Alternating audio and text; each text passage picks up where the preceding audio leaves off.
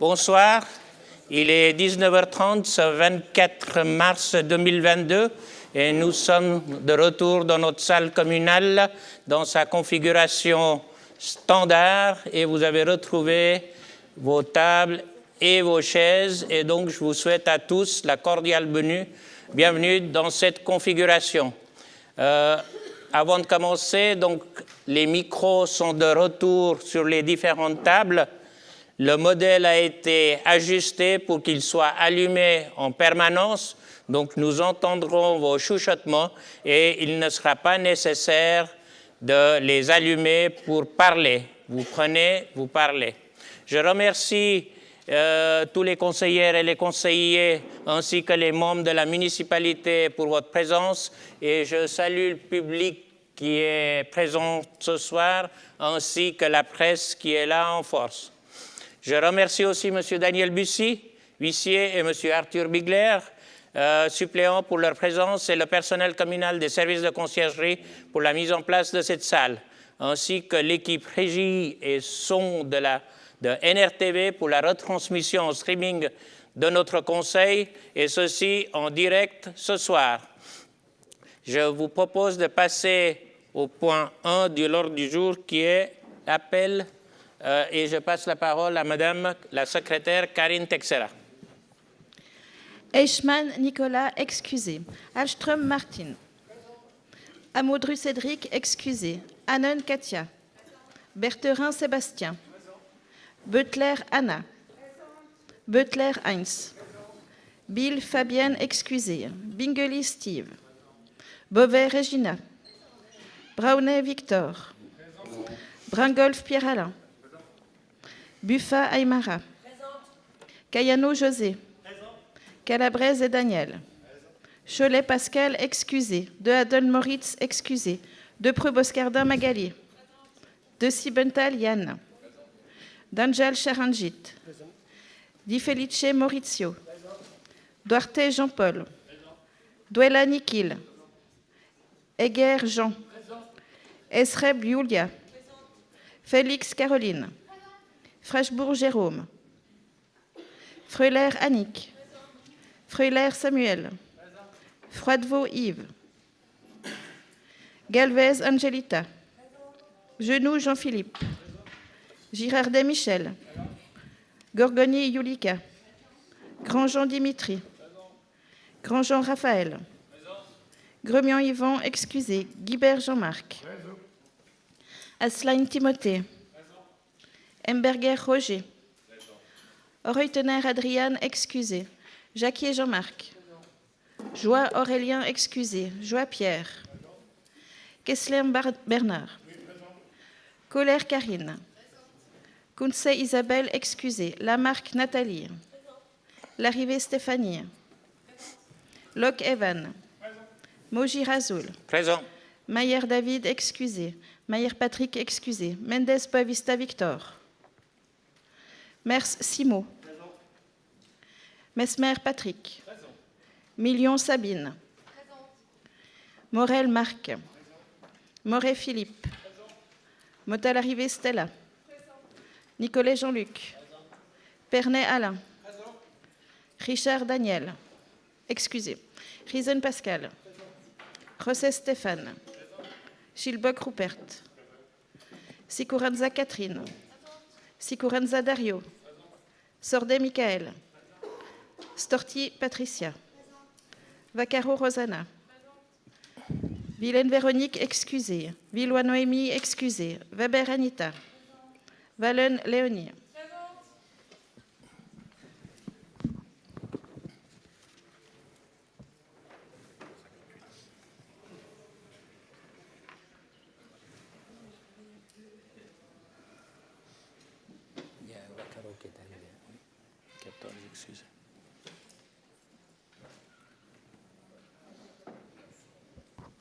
Froidevaux Yves.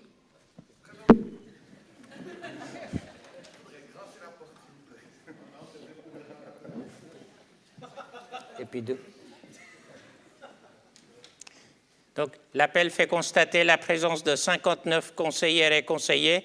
Il y a 14 excusés et 2 absents. Le quorum étant atteint, le conseil communal peut valablement délibérer. Je déclare cette séance, du coup, ouverte. Je dois m'assurer que vous avez tous reçu les documents et que vous avez été régulièrement convoqués à la présente séance, et ceci dans les délais. Est-ce que ceci est bien le cas? Ceci semble bien être le cas. Dans les délais, le bureau a reçu un postulat et 2 interpellations. Le postulat de Mme Stella Mota-Larrivée et consort intitulé « Réduire l'abandon des chats et leurs impacts sur la biodiversité ». Madame Stéphanie Larrivée, voulez-vous développer ce postulat ce soir? Merci, Madame Larrivée. Du coup, cet postulat sera rajouté à l'ordre du jour. Nous avons reçu une interpellation de M. Sébastien Bertherin et Mme Rosanna Vaccaro intitulée « Solidarité avec les réfugiés de la guerre en Ukraine ». Est-ce que cette interpellation est soutenue par plus de 5 membres? Ceci semble être le cas et je demande à Mme Vaccaro et à M. Bertherin, souhaitez-vous développer cette interpellation ce soir? Merci, M. Bertherin. Cette interpellation sera donc rajoutée à l'ordre du jour et jointe au procès-verbal. Nous avons reçu une interpellation de M. Marc Morel intitulée « Pour une meilleure gestion temporaire de notre système d'épuration ». Est-ce que cette interpellation est soutenue par plus de 5 membres? Ceci semble être le cas. Est-ce que, M. Morel, souhaitez-vous développer votre interpellation ce soir? Merci, M. Morel. Cette interpellation sera rajoutée à l'ordre du jour et jointe au procès-verbal. L'ordre du jour modifié est donc le suivant. Les points 1 à 9 ne changent pas. En point 10, nous avons le postulat de Mme Stella Mota-Larrivée et consort intitulé « Réduire l'abandon des chats et leurs impacts sur la biodiversité ». En point 11, interpellation de M. Sébastien Bertherin et Mme Rosanna Vaccaro intitulée « Solidarité avec les réfugiés de la guerre en Ukraine ». En point 12, interpellation de M. Marc Morel intitulée « Pour une meilleure gestion temporaire de notre système d'épuration ». Et en point 13, diverses et propositions individuelles. J'ouvre la discussion sur cet ordre du jour ainsi modifié. La parole n'étant plus demandée, la discussion est close et l'ordre du jour tel que modifié est accepté à l'unanimité. Avec l'arrivée de M. Jérôme Franchebourg, nous passons à 60 conseillers et conseillères. Nous pouvons passer au point 2 de l'ordre du jour, approbation du procès-verbal.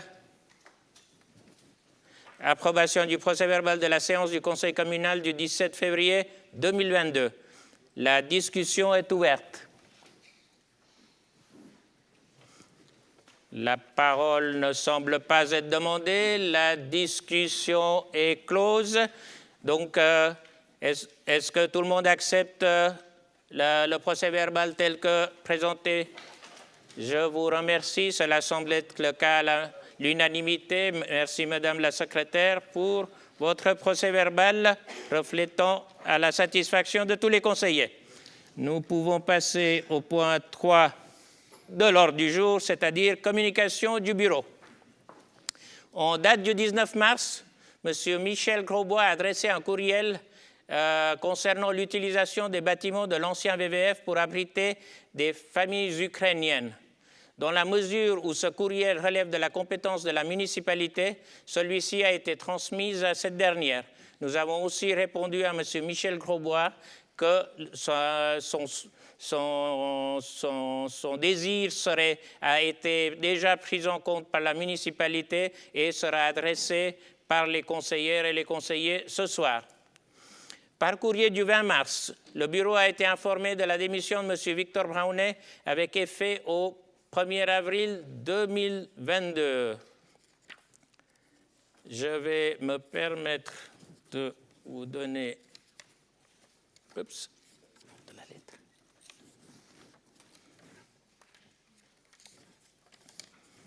Merci, j'ai la lettre, mais je l'ai pas. Je vais prendre la peine de vous le lire vu qu'elle a été inscrite et un certain nombre de points me font plaisir. Donc, par la présente, j'ai le regret de vous annoncer ma démission de ma fonction de conseillère communale avec effet au 1er avril 2022 en raison d'un déménagement dans une autre commune de notre district.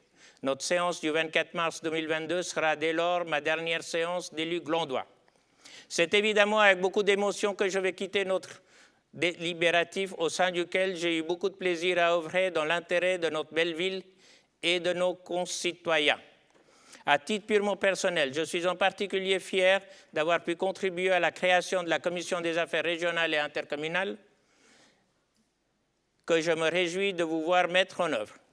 Notre ville jouit d'une importance croissante dans notre région et c'est une place qu'elle devra sans doute appréhender d'une nouvelle façon et accepter. Ces années ont été riches en apprentissage et je remercie nos collègues et nos municipaux pour les riches et respectueux débats de ces dernières années. L'ambiance presque familiale de notre conseil communal contribue sans aucun doute, à mon sens, au bon fonctionnement de nos institutions communales, en plus de rendre l'activité politique agréable. Je tiens encore à remercier mon groupe politique, une équipe fantastique qui m'a toujours fait confiance et même porté à sa présidence pendant plus de 4 ans, avec les salutations d'usage. J'ai tenu à vous lire cette lettre parce qu'il y a des impressions qu'il a eues et que je me réjouis de ces débats fructueux et constructifs. Merci, Monsieur Brownet. Nous regretterons votre présence, mais nous espérons pouvoir vous retrouver dans un proche avenir de nouveau sur la côte glandoise. Le 20 mars ont eu lieu les élections cantonales. Pour la commune de Gland, les résultats sont les suivants. Élection du Conseil d'État au premier tour. Bulletin rentré 1995. Bulletin valable 1958. Participation 28,64%. Élection du Grand Conseil. Bulletin rentré 2005. Bulletin valable 1945. Participation 28,79%. Je remercie toutes les personnes qui ont œuvré pour les opérations de dépouillement et ainsi que le personnel de l'administration communale qui ont saisi les fiches dans les systèmes informatiques. Nous regrettons naturellement la faible participation et espérons que le deuxième tour sera plus dynamique et avec une plus grande participation. Nous remercions aussi les nombreux conseillères et conseillers ainsi que les Glandois qui se sont portés candidats et qui malheureusement n'ont pas réussi à obtenir encore un siège de députation. Ça ne saurait tarder avec les viennent ensuite éventuellement.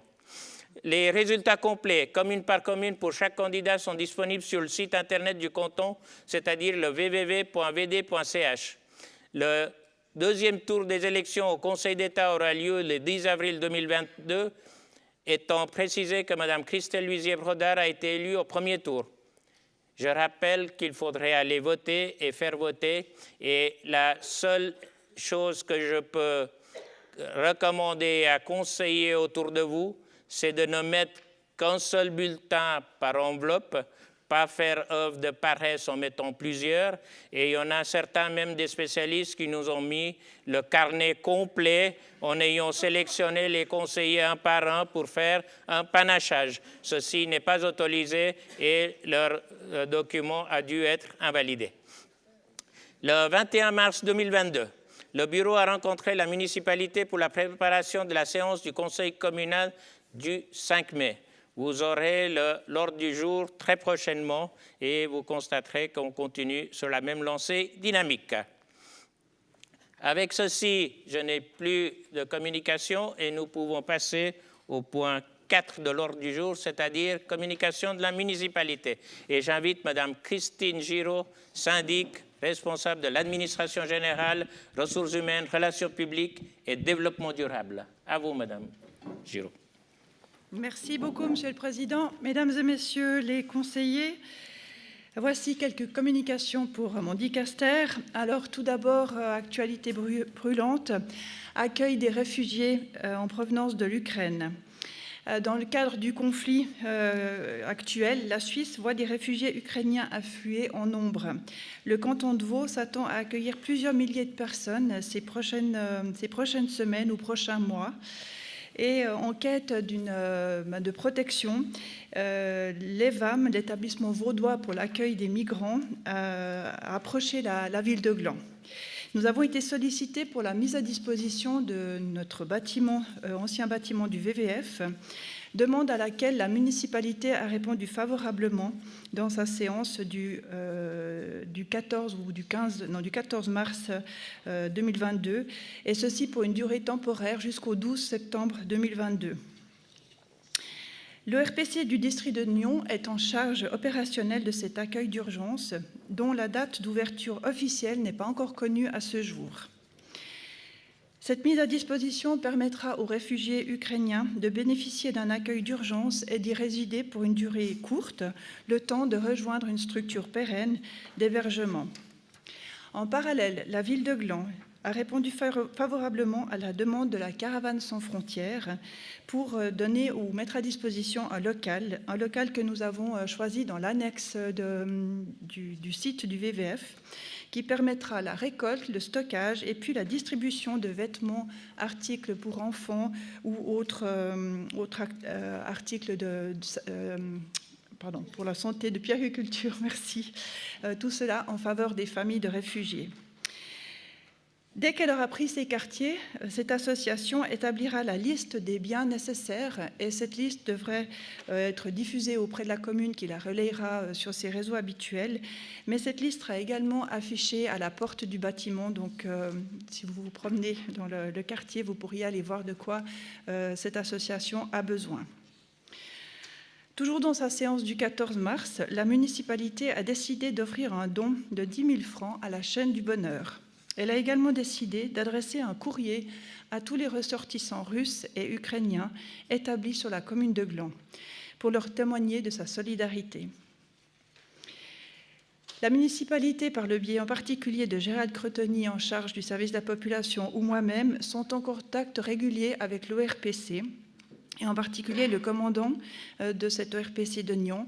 Et le commandant m'a assuré qu'il ne manquera pas de relayer à la municipalité toute demande supplémentaire qui pourrait émaner de la part des réfugiés, des besoins éventuels, et auquel cas la municipalité les traitera ou vous les communiquera. Au nom de la municipalité, j'aimerais aussi relever et saluer l'engagement des nombreux Glandoises et Glandois qui se sont déjà manifestés et remercier aussi toute la population pour l'accueil qu'elle réserve à ces personnes qui viennent d'Ukraine.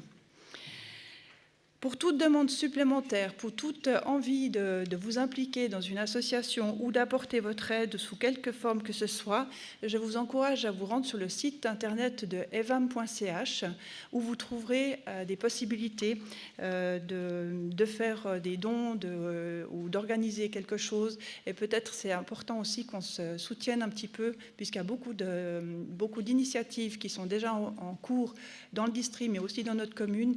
Et puis peut-être qu'au lieu de réinventer quelque chose, c'est bien aussi de donner un coup de main là où il y a déjà quelque chose. Donc, ce site internet est à votre disposition. Je continue avec les ressources humaines. La vie de nos collaboratrices et collaborateurs au sein de notre administration évolue régulièrement. Et voici quelques infos de ce qui s'est passé depuis le début de l'année. En janvier 2022, Madame Ghislaine Mulleman, collaboratrice administrative au SPOP, a été engagée. Et Madame Emmanuelle Chevalier, qui était notre conseillère en insertion professionnelle, nous a donné sa démission pour le 31 janvier. En février, c'est Madame Cécilia Lotte qui a rejoint le groupe des ASP au 1er février. Et Monsieur Rui Vieira Guerreira a terminé son mandat chez nous le 28 février. Tout récemment, au mois de mars, nous avons pris note de la demande de pré-retraite de Madame Patricia Guibert, secrétaire au CIE. Madame Guibert a fait plus de 33 ans à la ville de Gland et nous la remercions pour sa fidélité et son travail au sein de notre administration. Et puis en avril, prochainement, donc, nous allons engager définitivement Monsieur Varando Bayo Bento Manuel au service de la voirie et Monsieur Léo Tachet à la déchetterie. Monsieur Davide Troiano, notre fontainier, nous a donné par contre sa démission pour le 30 avril en vue d'un nouvel engagement professionnel et d'une nouvelle opportunité qu'il a trouvée. Voilà pour les ressources humaines. Concernant le développement durable, à l'instar de ce qui s'est fait en 2021, la municipalité a souhaité s'associer à nouveau à l'édition 2022 de Cyclomania. Cyclomania, c'est une action qui se déroule sur tout le mois de septembre et ça se fait en vélo. Donc, tous les coups de pédale sont pris en considération. Le but, c'est de lancer un défi aux habitants de Gland, de Nyon et de Prangin. Et plus vous allez pédaler, plus vous aurez des possibilités de gagner des prix, mais aussi de montrer un petit peu l'engouement pour le vélo qu'il y a dans la commune de Gland. Alors n'hésitez pas. Et enfin, dans le cadre du Festival Off des Assises de la Transition énergétique, la ville de Gland organisera un événement qui se tiendra le mardi 31 mai 2022, en fin d'après-midi et début de soirée. Celui-ci se concentrera sur tous les aspects du bois, les combustibles, les matériaux de construction, le carbone, abri pour la biodiversité. Et l'événement est prévu avec une partie ludique et une partie plus officielle qui sera organisée avec la collaboration de Région de Nyon. Et ce sera l'occasion de découvrir également pour vous, les conseillers, mais aussi pour la population, la déclinaison de notre plan climat pour la ville de Gland. Concernant Région de Nyon, lors du conseil communal du 7 octobre dernier, M. Samuel Freuler posait une question à la municipalité pour demander des nouvelles concernant les sorties autoroutières et le carrefour de la Bichette. Alors voici quelques infos concernant ce dossier. Alors les discussions avec les partenaires concernés, c'est-à-dire l'État de Vaud, les communes de Vic, de Gland et Région de Nyon, semblent désormais être ouverts pour s'accorder sur une préconvention. La DGMR a informé qu'une préconvention de répartition financière qui est quasiment identique à celle qui avait été proposée en 2020 par le canton est désormais en cours. Par contre, la différence, ce sera que c'est l'OFROU qui sera le chef de projet et non plus le canton. Donc, dans ce sens-là, la préconvention va nous arriver sur le bureau de la municipalité et de Région de Nyon. Ça engendrera certainement des discussions et des validations à demander. Donc, le chantier est de nouveau ouvert et le calendrier n'est pas encore connu, mais les choses avancent et nous espérons dans le bon sens. Voilà pour mes communications. Je vous remercie. Merci, Madame la syndic. J'invite maintenant M. Gérald Cateni, municipal chargé de la sécurité publique, population et transport public. Monsieur le Président, Mesdames et Messieurs, je n'ai pas de communication. Merci, Madame Cateni. Du coup, j'invite Madame Isabelle Monet, municipale en charge des cultures, logements et affaires sociales.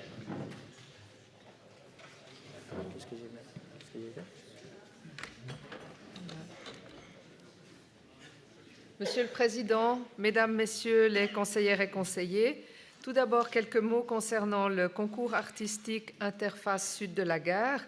Dans le cadre du préavis 79 lié à la requalification du chemin de la Créteau et de la rue du Perron Nord, un concours a été lancé avec le pourcent culturel dédié. 5 bureaux ont été invités, 1 s'est désisté et 4 concurrents, tous implantés dans notre région, ont présenté leur projet lors de la session du jury le jeudi 3 mars. Ce jury était constitué de la commission culturelle, d'experts, des chefs de service et chefs de groupe de notre ville. Le lauréat est l'atelier d'artistes Gyroscope, associé à Samedi SNC, collectif d'architectes et d'ingénieurs, tous issus de la région glandoise. Leur projet, intitulé La Créteau, est une rencontre entre sculpture artistique et mobilier urbain, et son but est de proposer un ensemble d'objets inhabituels qui cherchent à rassembler. L'été en ville. La municipalité a choisi de reconduire l'été en ville. Du 17 juin au 17 juillet, la manifestation se déplacera dans les quartiers suivants: Grandchamp, Ancien VVF, Place Blanche, Vieux-Bourg, autour de la Pépinière et de l'Esplanade Grand-Rue. En parallèle, dès le 4 juillet, c'est le programme de l'été à la Falaise qui débutera.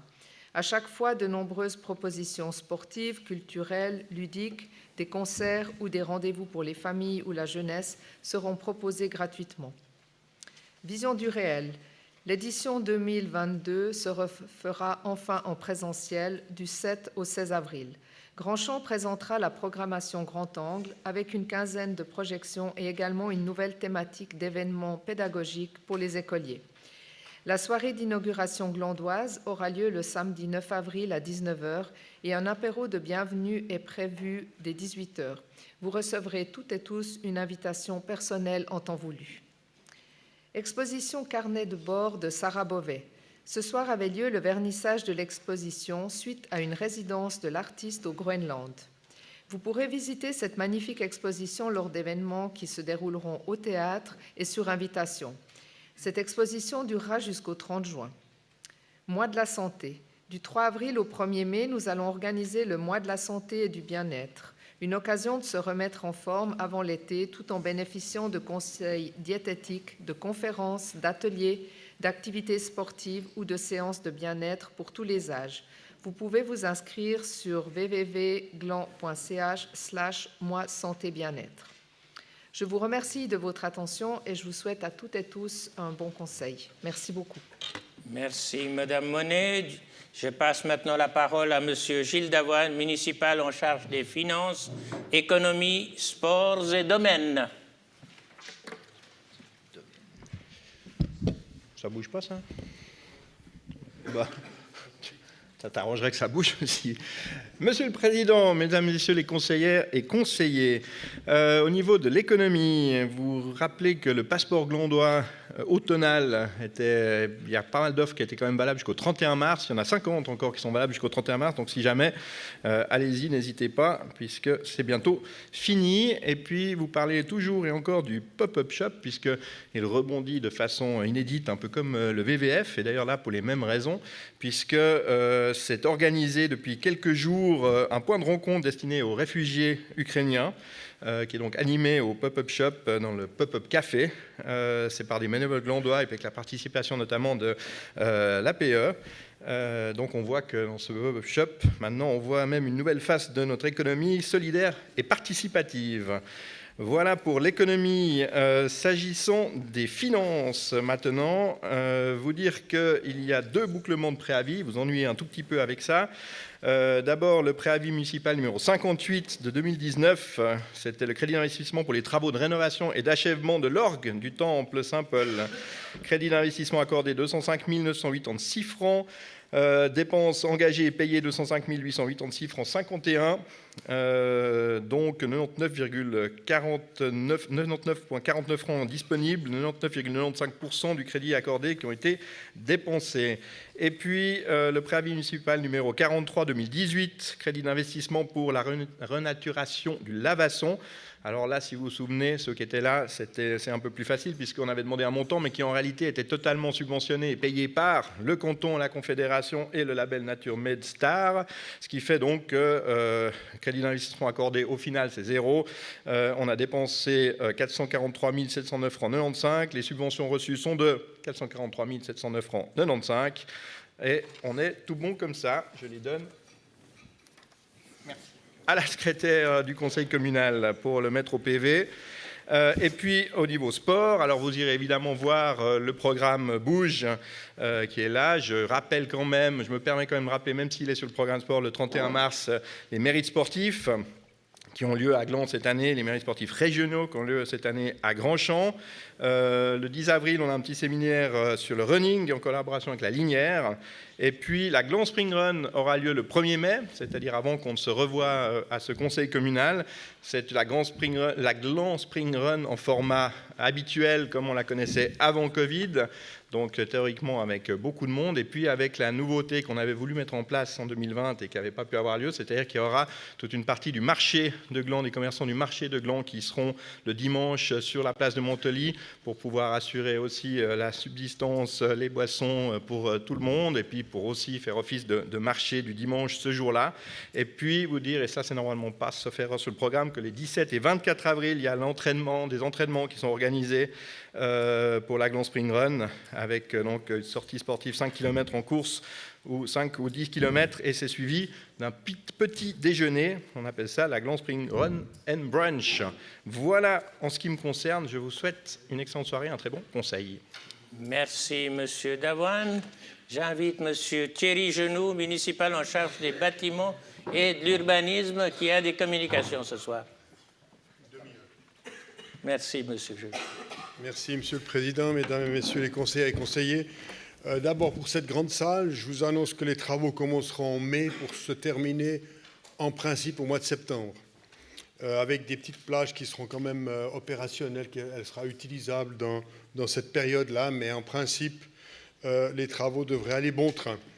On a fini les appels d'offres pour les surélévations des bâtiments scolaires, donc Montvernet, le lauréat et l'architecte Ferrari de Lausanne, et surélévation de Grandchamp, c'est le bureau Lombardie de Genève. Donc là, on a les bureaux maintenant on est encore juste en fin de période de recours, mais disons qu'on va pouvoir commencer à travailler avec eux pour ces deux assez gros chantiers. Alors on devrait vous revenir une petite année, allez, on va dire 8 mois, pour le crédit de réalisation.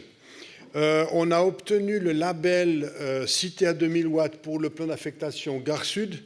Alors, au niveau du plan d'affectation et au niveau de l'examen préalable, on va aller de l'avant pour voir si on arrive jusqu'au bout à tenir ce label qui est extrêmement contraignant, mais très intéressant pour les générations à venir. On a reçu une lettre de l'APEC, donc l'Association pour l'épuration des eaux de la côte. Alors, ça va un petit peu dans le sens du postulat ou de l'interpellation de M. Morel. Manifestement, l'APEC a revu son mode d'épuration, a vu avec le canton les possibilités qu'il y a pour donner un peu plus de capacité à sa station d'épuration, ce qui fait qu'ils ont levé leurs restrictions sur l'entier des 21 communes. Donc le pseudo-moratoire a été levé. La municipalité n'a pas encore décidé comment elle va réagir avec ces directives. On va le faire ces prochaines semaines pour pouvoir délivrer quelques permis de construire. Puis une petite déception de mon côté, c'est que le service de l'urbanisme a fait pas mal d'efforts pour informer la commission d'aménagement du territoire, puisque c'était la commission du plan de zone. Et malheureusement, je dois dire que la participation est décevante.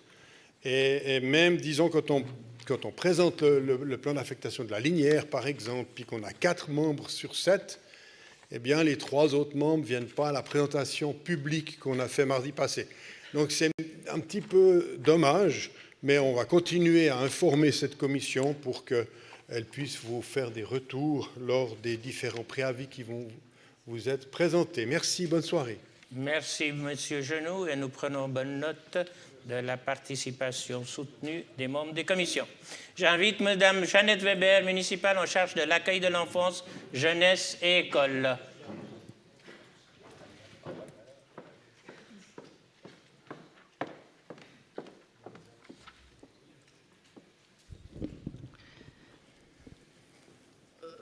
Voilà.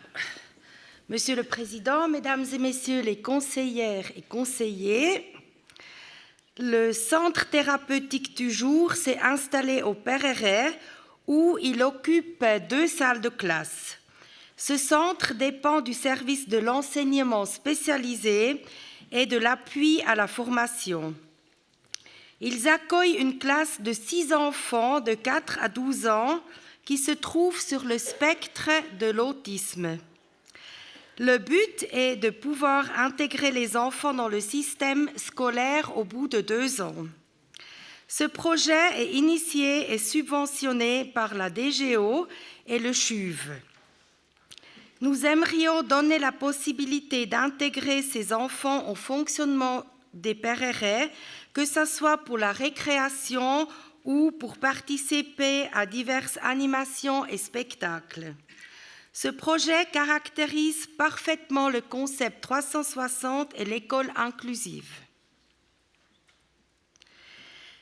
L'établissement scolaire de Grandchamp participe au projet pilote Agir contre la précarité menstruelle.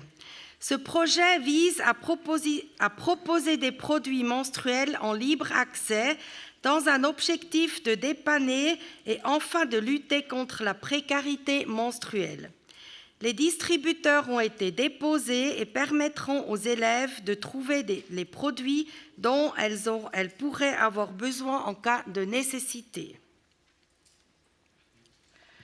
Ensuite, le bus L'Espace Prévention La Côte est de retour à Gland.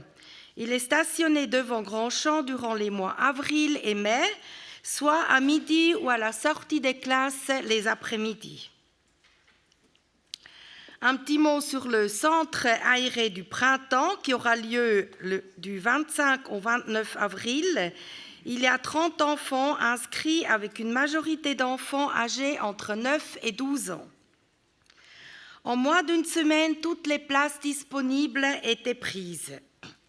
Les enfants vont rencontrer l'archiviste Vincent Gouillot pour une découverte du bâtiment communal et son histoire. Une balade sur le sentier historique du Baron Guiguerre avec un jeu de piste. Ils finiront la semaine sur une note gourmande avec un partenaire de la région. Les enfants auront l'opportunité de réaliser un lapin au chocolat avec Monsieur Rapp, qui se déplacera pour ça dans les locaux sur le site des Perrerets. Et je finirai pour vous annoncer que la fête du chêne aura lieu cette année le jeudi 30 juin avec son cortège à 19h, suivi d'une partie festive au Perreret. Je vous souhaite un bon conseil. Je vous remercie, Madame Weber, et j'invite Madame Christelle Giraud-Nidegger, municipale en charge des infrastructures et de l'environnement. Merci, Monsieur le Président. Alors, je suis désolée, j'ai oublié d'imprimer. Monsieur le Président, Mesdames et Messieurs les conseillères et conseillers, pour le dicaster des infrastructures environnement, j'ai le plaisir de vous transmettre les informations suivantes. Suite à l'intervention de M. Bingeli lors du dernier conseil, je voulais ce soir vous parler des forêts communales et pour les travaux donc, forestiers dans nos forêts communales, notre ville fait appel depuis de nombreuses années au groupement forestier de la Sérine, l'Hfort. Le 1er juillet 2021, et comme l'avait annoncé mon prédécesseur Michael Rohrer, Gland a officiellement rejoint le groupement forestier. Le travail de ce groupement est notamment d'assurer la bonne mise en œuvre de notre plan de gestion des forêts, son suivi et son adaptation aux enjeux du changement climatique. En rejoignant officiellement le groupement, la ville a souhaité renforcer sa vision politique sur la gestion des forêts et rejoindre un centre de compétences reconnu en la matière. Comparé à d'autres membres du groupement, la ville de Gland n'est pas une grande commune forestière. Le territoire communal est composé de 111 hectares de surface, dont 89% de cette surface appartient à des propriétaires privés, comme c'est le cas de la forêt que mentionnait M. Bingeli, et 1% appartient au canton et à la Confédération, et seulement 10% appartient à la commune de Gland, soit 11 hectares. À noter que notre commune est aussi propriétaire de forêts à Arzier-le-Muy, à Genelier, Vic et Loing, pour un total de 17 hectares. Alors, comment sont gérées ces forêts communales ou privées qui sont gérées par l'AGEFOR ? Tout d'abord, ces propriétés forestières sont certifiées par des labels FSC et PEFC, gage d'une gestion durable. Ensuite, il faut savoir que les coupes de bois sont nécessaires afin de conserver des forêts saines, mais aussi de répondre aux enjeux sécuritaires. Et oui, les coupes peuvent parfois donner l'impression d'une forêt dévastée, mais ce n'est qu'une impression. Une fois que les bois sont arrivés à maturité, la forêt est éclaircie afin que les autres arbres puissent aussi avoir la place nécessaire pour se développer. Les bois instables ou dangereux sont alors évacués et sont ensuite valorisés en énergie de chauffage locaux comme à Beugnin ou plus près de chez nous, à Équenotte ou à Montauly. Et j'aimerais terminer ici par une phrase que m'a écrite notre garde forestier, M. Amaury Hannon, et que je partage avec vous. Lorsque vous construisez une maison, entre le premier coup de pioche et le premier apéro, sur la terrasse, le gazon tondu, il faut environ 2 ans. En forêt, c'est pareil. Entre la fin des travaux jusqu'à ce que la nature reprenne ses droits, il faut aussi ce laps de temps. La forêt et son évolution ne sont pas en adéquation avec notre société de l'immédiateté. Monsieur Hannon se tient volontiers à disposition pour tout renseignement complémentaire. Des forêts, je passe maintenant aux déchets sauvages, pour vous annoncer que la ville de Gland est cette année partenaire du Coup de balai, une action cantonale de ramassage des déchets qui aura lieu ce samedi 26 et dimanche 27 mars, donc ce week-end. Cette opération est organisée par l'association Ensemble sur la côte, en collaboration avec les scouts Noirmont-Gland. Ces deux organisations que je remercie vivement pour leur implication dans notre commune. L'événement affiche malheureusement ou heureusement déjà complet, avec 85 participants inscrits. Déchets sauvages toujours, pour vous annoncer que vous verrez prochainement fleurir une dizaine de bulles de bande dessinée en ville, dans des endroits stratégiques et sensibles. Ces panneaux de sensibilisation auront comme objectif d'attirer l'attention de la population sur les impacts environnementaux des déchets sauvages. À cela s'ajoute, dans le plan de mesure pour 2022, un renforcement du nombre de marquages au sol à côté des grilles d'évacuation des eaux, des marquages qui sont destinés à interpeller les personnes qui jettent encore leurs mégots par terre. Et pour terminer, si vous aussi vous organisez une campagne de sensibilisation ou une action de ramassage de déchets, n'hésitez pas à nous contacter et c'est avec plaisir que nous donnerons de la visibilité à votre action sur notre prochaine page Littering sur le site Internet. J'en ai ainsi terminé avec mes communications et je vous souhaite un bon conseil. Merci. Merci, Madame Christelle Giraud-Nidegger. Je vous rappelle que les membres de la municipalité sont toujours à la disposition des groupes politiques qui ne sont pas représentés à la municipalité. Ils peuvent les solliciter pour discuter des sujets s'ils le souhaitent. Nous pouvons passer au point 5 de l'ordre du jour, c'est-à-dire communication des représentantes et des représentants des entités intercommunales. Nous avons reçu le rapport de la dernière séance justice effectuée par M.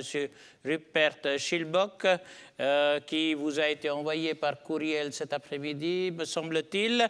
Est-ce qu'il y a d'autres communications des conseils intercommunaux? Ceci ne semble pas être le cas. Est-ce qu'il y a quelqu'un qui souhaite s'exprimer au sujet des conseils intercommunaux? Ceci ne semble pas être le cas non plus. Donc, je clôt la discussion sur ce point de l'ordre du jour et nous pouvons passer à l'étape suivante de notre conseil, c'est-à-dire les préavis avec décision. Nous passons au point 6, le préavis municipal numéro 16 relatif à l'adoption du projet d'élargissement de la chaussée et de la création d'un trottoir au chemin des Fontenailles. J'appelle M.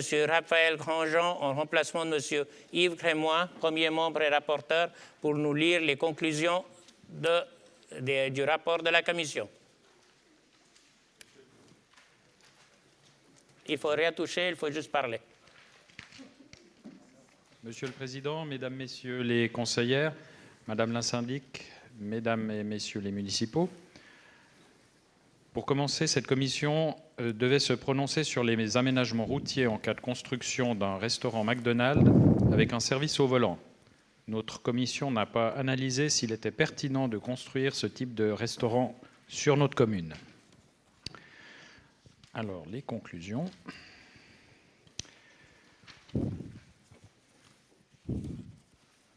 Alors d'abord les vœux. La commission a émis 2 vœux. La commission désire ardemment que la zone du projet passe le plus vite possible en zone 30 km/h et donc souhaite que la municipalité anticipe le plus possible les démarches allant dans ce sens. La commission remarque qu'il serait indispensable de posséder une étude globale sur la mobilité sur la totalité du territoire de la ville de Gland. Cela permettrait d'avoir une meilleure vue d'ensemble lors de l'étude de préavis tel que celui-ci. Pour les conclusions, dans le cadre de l'installation d'un restaurant McDonald's dans l'endroit envisagé par ce préavis, la Commission est arrivée à la conclusion que la solution d'aménagement proposée est la meilleure possible, ceci du point de vue de la situation du projet, de la non-proximité des habitations, de la non-proximité des écoles, d'un point de vue de sécurité routière et d'un point de vue du trafic. De ce fait, la Commission, à la majorité de ses membres, recommande au Conseil d'accepter le préavis municipal. Merci, Monsieur Grandjean. Je constate que la Commission propose d'accepter recommande d'accepter à la majorité les conclusions du préavis. J'ouvre la discussion et Mme Christelle Gironi-Deguerre m'a demandé la parole, donc je vais lui céder en premier. Monsieur le Président, Mesdames et Messieurs les conseillères et conseillers, alors peut-être trois petits points, dont un qui est important. Le premier, c'est qu'il y a eu une petite coquille dans le préavis qui a été reprise malheureusement, mais ça, je suis désolée, sur le rapport de la commission technique. Il ne s'agit pas de 10 500 mètres carrés qui seront cédés, mais bien de 230 mètres carrés. Ensuite, concernant les deux vœux proposés par la commission, nous engageons à faire et à réaliser une étude de chemin de circulation avec une analyse de tracé couplée d'une analyse des régimes de vitesse pour garantir justement la fluidité du trafic dans le secteur des Avouillons. Donc ça, on peut vous confirmer que ça sera fait. Et pour l'étude globale de mobilité, je rappelle aussi qu'on a le plan, le PDMS, le plan des mobilités et du stationnement de la ville de Gland, qui est en cours, dont je vous avais parlé lors du dernier conseil, sauf erreur, ou l'avant-dernier, avec une phase de diagnostic qui s'est terminée donc maintenant, et qui prend en considération les futurs flux qui seraient générés par le McDonald's. Un troisième point, non, je vais en rester là. Merci. Merci, Madame Gironi-Deguerre. La parole est toujours ouverte. Oui. Monsieur le Président, Mesdames, Messieurs les conseillères et conseillers, le sujet qui nous est soumis est exceptionnel. Non pas par sa qualité de réalisation et son utilité, mais par sa démesure, son interrogation sur le plan éthique et ses nombreux doutes sur le plan déontologique. La commission technique, dans son préambule, indique qu'elle n'analyse pas s'il est pertinent de construire un McDo, ce qui est assez incompréhensible, car le seul but affirmé par la municipalité avec ce préavis est la création même d'un des plus grands McDrive et McDo de Suisse romande. Preuve en est qu'en cas de refus de ce préavis, le McDo ne se fera pas. L'avenue du Mont-Blanc est d'ores et déjà saturée, avant même d'accueillir 1200 habitants à la combat, des feux, car on ne peut pas faire autrement, ainsi qu'un développement urbanistique et commercial effréné aux Avouillons qui va amener des centaines de pendulaires supplémentaires. Avec ce gigantesque McDo de 290 places assises et de ses 2 pistes pour un McDrive, nous créons en plus un appel d'air pour faire venir des automobilistes extérieurs à notre commune. Ceux-ci ne feront que traverser l'avenue du Mont-Blanc et repartir. Est-ce donc cette manière que la municipalité met l'humain glandois au centre de son action, comme elle le promet dans son programme de législature ? Si nous ne sommes pas là pour juger de la pertinence de se nourrir dans un McDo, ce n'est certainement pas à la ville de Gland d'encourager un accroissement du trafic. Bien sûr, on nous dit que ces aménagements sont gratuits, alors pourquoi s'en passer ? Mais avons-nous analysé les problèmes et conséquences collatérales qui, eux, seront à la charge de notre commune ? J'invite donc notre Assemblée à refuser ce préavis, ou en tout cas à la municipalité à nous présenter une nouvelle copie. Je vous remercie de votre attention. Merci. La discussion est toujours ouverte. Oui, Madame Gironi-Deguerre. Monsieur le Président, Mesdames et Messieurs les conseillères et conseillers, je rappelle ici qu'il s'agit donc d'un projet routier et non pas d'une détermination si oui ou non on souhaiterait un McDo sur notre territoire. Sur ce point, on n'a juste rien à dire. Ensuite, si on refuse ce projet routier, ça ne veut pas dire que le McDonald's ne viendrait pas s'implanter. On n'en sait juste rien à ce stade. Ensuite, moi j'aimerais juste dire que ce projet routier, si vous êtes allé vous promener vers Totem, donc le mur d'escalade et dans la région là-bas, vous constaterez que la sécurité est pas top et que ce projet routier améliore une situation qui est actuelle de manière intéressante. Donc avec des piétons, avec des trottoirs, avec un élargissement de la chaussée. Donc c'est sur ce point que je voulais juste attirer votre attention sur cette amélioration de la situation actuelle. Merci. Merci, Madame Gironi-Degger.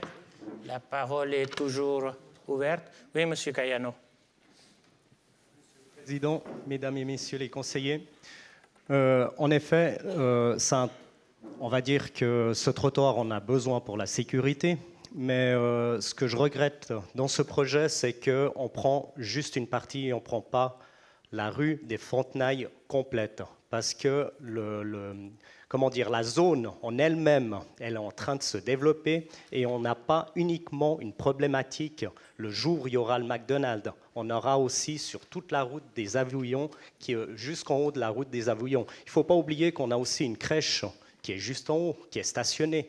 On a un développement complet de streetbox qui est en train de se faire, on a d'autres bâtiments, et je pense qu'on fait toujours les choses à moitié. Et ça aurait été bien qu'on prenne la globalité de ce projet-là. Merci. Oui, Madame Gironi-Degger.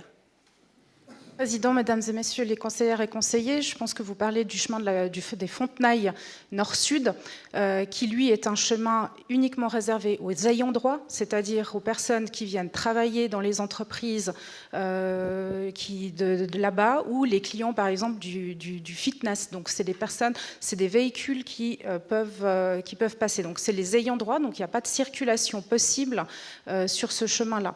Ensuite, pour des aménagements sur le chemin des Fontenailles nord-sud, voilà, on est très limité puisque d'un côté, on a une zone agricole avec des SDA qu'on ne peut pas toucher, donc impossible d'élargir la route ou le gabarit pour y mettre un trottoir.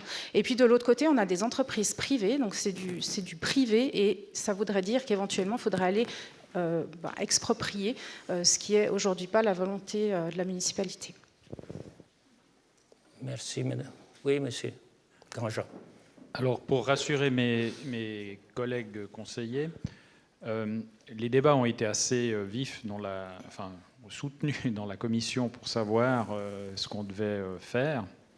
Personnellement, je ne suis pas enchanté par l'avenue du McDonald's, mais d'un point de vue purement mobilité, si on prend juste ce projet, comme l'a expliqué Madame Gironi-Degger, Madame la municipale, le chemin de Fontenailles ne pourra pas accueillir plus de voitures qu'il en a actuellement. Si vous aviez consulté les documents fournis par McDonald's sur l'étude de mobilité qu'ils ont fait pour l'installation, on est à 600 véhicules jour, 600 mouvements sur ce chemin. C'est difficile de faire mieux, disons, en termes d'équipement actuellement. Et si on voulait faire autre chose d'un point de vue mobilité et du trafic, j'ai posé la question aussi de savoir si on pouvait organiser autrement sur la parcelle le trafic. Alors oui, c'est possible. Bien sûr, on peut refuser ce préavis et laisser McDonald's organiser le trafic différemment sur la parcelle, mais ça veut dire qu'on va doubler les mouvements des voitures sur l'avenue du Mont-Blanc, sur cette partie, parce qu'ils ne pourront pas rentrer directement comme ça l'est fait maintenant. Voilà, il faut aussi tenir compte de ça. C'est effectivement la moins mauvaise des solutions qu'on nous propose là. Merci, Monsieur Grandjean. La discussion est toujours ouverte. Oui. Madame Beauvais.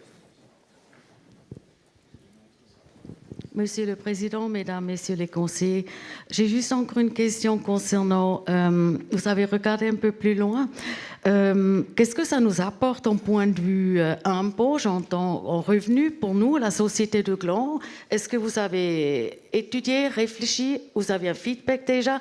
Qu'est-ce que ça nous amène aussi du positif en argent? Et puis, un autre élément, c'est la route. Toutes ces routes qui va être la principale, évidemment, la rue du Mont-Blanc. J'imagine tous les gens qui habitent dans les hauteurs, ils ne vont pas aller à Nyon. Ils vont passer par les routes là. Et puis, les autres qui vont venir côté route suisse, ils vont tous s'arrêter là. Ensuite, alors, mon problème, c'est qui c'est qui va payer tous ces routes défectuées au bout d'un moment, parce que évidemment, si tout le monde vient, il s'arrête pour acheter. Au bout d'un moment, il y a beaucoup de trafic, beaucoup de routes qui vont s'abaisser, il faut les refaire. On voit déjà la vie creuse, comme ça balance tout ça. Alors, moi, je vois un petit peu un problème à long terme. Donc, c'est à nous, à vous, messieurs, dames, vous allez payer un peu plus d'impôts parce qu'il faudrait refaire toutes ces routes. C'est à nous. Voilà. Merci, Madame Beauvais. La discussion est toujours ouverte. Oui, Monsieur Davoine. Oui, Monsieur le Président, Mesdames, Messieurs les conseillers et conseillers. Je veux bien répondre à cette question sur les impôts, sachant que ce n'est pas le sujet. Ce n'est pas le sujet. Vous voulez, certains veulent, je comprends, hein, en transformer ça en sujet McDo. Ce n'est pas le sujet pour plein de raisons différentes qui ont déjà été évoquées. C'est-à-dire on ne parle pas du McDo et les droits démocratiques sont parfaitement respectés puisque le McDonald's fait l'objet d'opposition sur ce qui est du permis de construire et certainement que les opposants iront plus loin, feront recours et un tribunal, la Cour de droit administratif et public du tribunal cantonal vaudois, se chargera de regarder si ce projet est conforme ou non aux normes. Nous n'avons pas notre mot à dire ici. Pourquoi? Parce qu'il y a juste quelque chose qui s'appelle la Constitution fédérale, qui garantit la liberté du commerce et de l'industrie, et qui fait que McDonald's a le droit de s'installer en ville de Gland, et qu'on ne peut pas, ici, sur un sujet qui nous est posé sur un trottoir dont on doit dire s'il est ou non conforme, dont la DGMR et donc tous les services du canton nous ont déjà confirmé que c'était conforme, et que donc nous, on doit se dire c'est est-ce que c'est conforme ou non. On ne peut pas partir sur une autre discussion et dire en fait on ne veut pas le McDo, sachant qu'en plus c'est inutile, puisque ce n'est pas le sujet non plus, parce que McDo pourra quand même s'installer, même si on dit non, mais qu'on aura finalement des aménagements qui seront moins intéressants, moins intelligents. Donc ne confondons pas cela. Je rappelle aussi que le Conseil communal n'a pas... c'est pas le Conseil communal dit et c'est tranché. Quand par exemple on dit, le Conseil communal dit chemin au bord du lac, et bien finalement il y a des recours et on n'y est toujours pas. Parce que c'est pas parce que le Conseil communal prend une décision qu'elle n'est pas susceptible d'un recours et qu'on ne peut pas avoir derrière un tribunal qui nous donne tort, ce qui a été le cas par exemple pour le cheminement au bord du lac. Donc ne nous laissons pas dans une sorte de guerre qui n'est pas la nôtre. Il y a des opposants, ils feront cette guerre contre le McDonald's s'ils le souhaitent, mais ne nous lançons pas dans cette guerre-là qui n'est pas la nôtre et qui ferait qu'on aurait un tribunal qui viendrait nous dire la même chose, que ce n'était pas de notre ressort et que ce n'est pas ça qu'on devait décider, et ce n'est pas de cette manière-là qu'on devait le décider. Donc la commission technique a tout à fait compris cet élément-là, c'est bien pour ça qu'elle dit on ne s'en est pas mêlé, c'est tout à fait normal. S'agissant des impôts, je vais répondre quand même. Le McDonald's va s'installer. Le futur gérant du McDonald's, qui gère aussi les deux McDonald's de Nyon, actuellement à sa société à Lemuy, il a pour intention, m'a-t-il dit, de venir à Gland pour installer sa société qui gère ces McDonald's, qui gérera 3 McDonald's, puisqu'il y aura des bureaux qui seront prévus à Gland. Donc ça nous apportera effectivement des impôts, ça nous apportera des emplois, pour les jeunes qui ont eu énormément de peine à en trouver pendant la période du Covid notamment. Ça nous apportera de la visibilité, quoi qu'on en dise. On aime ou on n'aime pas, mais les gens passeront plus, viendront à Gland, verront aussi les commerces dans ce secteur. Plein de choses. Pour ce qui est des routes, je rappelle quand même qu'il y a 22 000 voitures sur cette artère actuellement et qu'on parle de 600 mouvements. Donc, moi, je veux bien qu'on nous dise que ça va tout démolir. Je ne suis pas sûr que ça soit la faute du McDo. Hein. Et puis, je pense que là, la partie des impôts qui sera apportée et les avantages qui seront apportés de ce côté-là sont compensés. Sachant qu'en plus, on espère bien que dans la péréquation future, eh bien, on aura une différence, justement, on aura une péréquation non plus que des ressources, mais des besoins. Et ça, ce sont pile, justement, les besoins de villes comme Gland, qui sont que, eh ben, on a plus de routes, et on a plus de véhicules qui se promènent sur ces routes. Donc, effectivement, on doit les refaire plus souvent. Et ça, la péréquation, pour l'instant, on n'en tient pas compte. Et ça devrait être le cas dans la future péréquation. Donc, en plus, on aura ce genre de choses qui seront tenues, dont il sera tenu compte dans le cas de la péréquation. Donc par rapport à ça, je vous demande vraiment de ne pas confondre ce qu'on est en train de voter. Ce projet est un bon projet, il assure la sécurité notamment aussi pour les commerces aux alentours et Totem Escalade notamment. Pour l'instant, si vous voyez, la commission technique a pu le voir sur place, c'est quand même une grosse catastrophe. Donc votons oui pour ce projet et laissons ensuite les opposants aller en justice s'agissant de savoir s'il y a un McDo qui doit venir ou pas. Pour l'instant, il a le droit de venir, c'est juste la Constitution fédérale. Merci, Monsieur Davoine. Donc, je rappelle qu'effectivement, nous discutons sur un préavis, sur un aménagement routier qui, a priori, nous coûterait 0 francs parce qu'il serait financé par les promoteurs. Et donc, revenons sur le sujet de cet aménagement routier, si on le souhaite ou on ne le souhaite pas. le débat sur le McDo pourra se faire ultérieurement et à d'autres endroits. Oui, Monsieur Cayano. Monsieur le Président, Mesdames et Messieurs les conseillers, on va rester sur le sujet au niveau de la circulation. En théorie, normalement, c'est juste ce chemin qui rejoint jusqu'aux avions, c'est interdit. Mais en pratique, elle est différente. Aujourd'hui, on a un problème qu'on fait un bout de trottoir, il y a la circulation qui vient, il y a une étude. Oui, certes, cette étude, elle est assez, je dirais, limitée parce qu'elle ne prend pas en charge la globalité. Il n'y a aucune proposition non plus dans cette étude. Et il faut juste attirer l'attention que ce chemin-là, aujourd'hui, c'est une vraie autoroute. Il n'y a pas uniquement les usagers qui ont droit. Donc, c'est pour ça qu'aujourd'hui, il serait important de vérifier et de regarder ce qui pourrait arriver demain. Merci. Merci, Monsieur Cayano. La discussion est toujours ouverte. La parole est à qui souhaite la prendre. La discussion ne semble pas être demandée, donc la discussion est close et je vous propose de passer au vote. Donc tous ceux qui refusent ce préavis lèvent leur carton rouge. Refusent.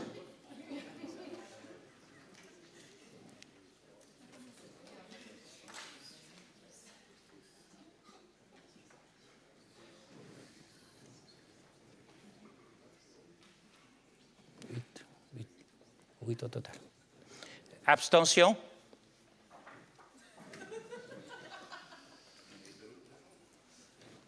Et qui est 4 au total. Voilà. Et qui accepte? Donc, ce préavis est accepté à une très large majorité et donc à une très large majorité, le Conseil communal accepte le préavis numéro 16 relatif à l'adoption du projet d'établissement de la chaussée et la création d'un trottoir au chemin de Fontenailles, soit d'adopter sous réserve de l'approbation par le département compétent le plan d'élargissement de la chaussée et de création d'un trottoir RC 31 DP 180 parcelle RF 566 soumise à l'enquête publique du 25 juin 2021 au 26 juillet 2021, de faire sienne les déterminations de la municipalité relatives aux oppositions maintenues qui concernent le projet routier, d'autoriser la municipalité à réaliser toutes les démarches administratives nécessaires à l'avancement de ces dossiers, notamment en vue de l'approbation pour le canton. Avec ceci, cela me permet de passer à l'étape suivante de notre conseil et dans les préavis en première lecture. Donc, préavis numéro 7, préavis municipal numéro 17 relatif à une demande d'octroi d'un prêt de 250 000 francs à la paroisse catholique de Nyon. La séance est fixée au 4 avril à la salle Maublanc du bâtiment Montoli en compagnie des municipaux responsables, Mme Isabelle Monet et M. Gilles Davoine. Je passe la parole. Non, il n'y a pas de commission à nommer, donc c'est tout bon. Alors, la discussion est ouverte. Oui, Madame Freuler. Monsieur le Président, Mesdames et Messieurs les conseillers, j'ai quelques questions, s'il vous plaît. Il est fait mention que la communauté catholique a sécurisé un financement de près de 4 350 000 sur les 4 600 000. Donc j'aimerais connaître le détail, enfin la quantité de prêts qu'il y a par rapport aux dons. Ensuite, dans le préavis 83 à l'origine, il est fait mention que le projet doit présenter un bon rapport qualité-investissement respectant un budget de 3 millions de francs. Et là, on nous parle de 4 millions 6. Donc, j'aimerais bien comprendre la différence entre les deux. Ensuite, le rapport de la Commission des finances par rapport à ce préavis 83 disait « La municipalité versera les fonds seulement une fois que le permis de construire est délivré et la garantie que la commune catholique assurera son financement requise. » Donc, est-ce que, apparemment, c'est pas complètement financé. J'aimerais savoir si les si le reste des 850 000 francs ont été versés. Ensuite, j'aimerais le détail de ce qui reste à payer, pour quelle entreprise, enfin, et d'où viennent les entreprises. Et puis on nous dit aussi que les dons et legs encaissés par la communauté catholique est affectés à la Nouvelle-Chapelle reviendraient en priorité au remboursement du prêt. Donc si on devait ne pas accepter le plan d'affectation à venir, qu'est-ce qu'il en serait en fait, l'impact qu'il y aurait sur les remboursements pour la commune? Voilà, merci. Merci Madame Freuler. Est-ce que vous pourriez transmettre ces remarques à la Commission des finances qui sera chargée de rapporter sur cette commission? Monsieur Froidevaux.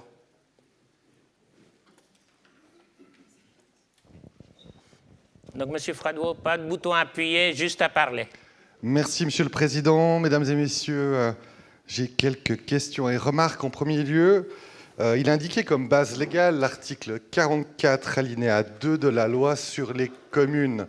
Je m'interroge sur cette référence légale, puisque cet article traite des compétences de la municipalité, et non pas du conseil communal, et traite spécifiquement des possibilités de placement de l'argent qu'a le conseil. On parle de bons de la Confédération, des CFF, on peut placer à la BCV, etc. Je ne vois pas très bien le lien entre un prêt à une association privée et les placements des liquidités de la commune. Donc il faudrait que la municipalité nous renseigne sur quelles sont réellement les bases légales qui permettent à la commune de prêter à une association privée. Ça, c'est la première question. Et puis ensuite, je m'interroge quand même sur le fait que la commune fasse un prêt sans contrepartie. C'est quand même du jamais vu de faire un prêt sans contrepartie. Je ne sais pas si certains d'entre vous ont réussi à aller voir la banque en leur disant « prêtez-moi de l'argent et je ne vous offre aucune contrepartie en échange ». Et ça, je ne comprends pas. Et en l'état, je trouve qu'il devrait y avoir un travail. On parle de logement, de terrain. Je pense qu'il y a peut-être des contreparties possibles dans ce projet. Donc, j'aimerais que la commission, en tout cas, que la municipalité nous renseigne et renseigne la commission sur ces deux points. Je vous remercie. Merci, Monsieur Froidevaux. La discussion est toujours ouverte. La parole est à qui veut la prendre. La parole ne semble pas être demandée et donc la discussion est close et nous pouvons passer au point suivant de notre ordre du jour, c'est-à-dire le point 8. Hop. Non. 8, voilà. Préavis municipal numéro 18 relatif à une demande de crédit d'investissement pour l'extension de la galerie du restaurant scolaire de Grandchamp. Je passe la parole à Madame Karine Texera pour la nomination de la commission ad hoc. Premier membre, Joao Aurélien, GDG. Membre, Depreux Boscardin Magali, GDG. Motel Arrivé Stella, PS Les Verts. Aislan Timothée, PLR. Di Felice Maurizio, UDC, plus la commission des finances. Donc la séance est fixée au mardi 29 mars 2022 à 19h au restaurant scolaire de Grandchamp en compagnie des municipaux responsables, c'est-à-dire Mme Jeannette Weber et M. Thierry Genoux. Donc il y aura un rapport de la commission ad hoc et la commission des finances et avec ceci, la discussion est ouverte. La parole est à qui veut la prendre? Madame Freuler. Monsieur le Président, Mesdames et Messieurs les municipaux et les conseillers, pardon, il est noté en page 1 que dès le début de l'année scolaire 2021, le Relax Resto s'est trouvé confronté à une forte hausse de fréquentation tant au primaire qu'au secondaire. Est-ce qu'on pourrait savoir si il a été étudié pourquoi il y a eu cette hausse? Est-ce que c'est dû au Covid et au fait que les enfants devraient aller manger à la cantine plutôt que de rester à la maison avec les parents qui travaillent? Et je voudrais savoir, on sait aussi qu'on va surélever l'école de Grandchamp. Est-ce que les étages supplémentaires qui vont être mis sur le bâtiment de Grandchamp ont été considérés dans ce plan pour augmenter la capacité du restaurant? Merci. Merci, Madame Freuler. Je pense que la commission a pris note de votre question et M. Genoux aussi. La discussion est toujours ouverte. La parole est demandée par M. Freuler. Merci, Monsieur le Président. Mesdames et Messieurs les conseillères et conseillers, à la lecture du préavis, on remarque qu'une grande partie des coûts est liée à la structure métallique. Et tout le monde sait qu'au jour d'aujourd'hui, il y a des pénuries, il y a des grosses augmentations de prix. Et j'aimerais savoir dans quel cadre cela a été pris en compte dans ce préavis. Est-ce que les délais prévus pourront de toute façon être respectés au vu de la situation actuelle?